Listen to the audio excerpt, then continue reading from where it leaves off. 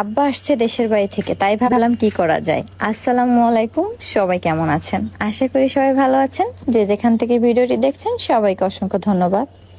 গ্রাম থেকে আব্বা আসছে, আর সে কোনো কিছুই খেতে চায় না, আর একটু অসুস্থ। এই কারণে ভাবলাম কি করা যায়। তাই ফ্রিজে চিংড়ি মাছ ছিল, ভাবলাম চিংড়ি মাছটা একটু ভুনা করে দেই যদি খেতে পারে। তবে এখানে মোটামুটি বড় সাইজের চিংড়ি মাছই নিয়েছি আমি 4-5টা। তো বড় চিংড়ি মাছ যেটা ছিল সব থেকে বড়, ওটা আমি কেটে নিয়েছি। যদি কেটে না নেই তাহলে দেখা যায় এটার ভিতরে কিছুই ঢুকবে না মশলা, তাই আমি কেটে দুভাগ করে নিয়েছি।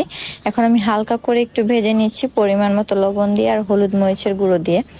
আসলে আমার আব্বাটা জানি কেমন, একটু ঢাকায় আসতেই চায় না, তার ঢাকায় আসতে একদম ভালো লাগে না, গ্রামে বেশি ভালো লাগে। আর বাসায় চলে আসলে যাওয়ার জন্য পাগল হয়ে যায়। তারপরও যতদিন বাসায় থাকে আমার জোড়াজড়িতে থাকে, আর আসেও হয়তো আমার জোড়াজড়িতে।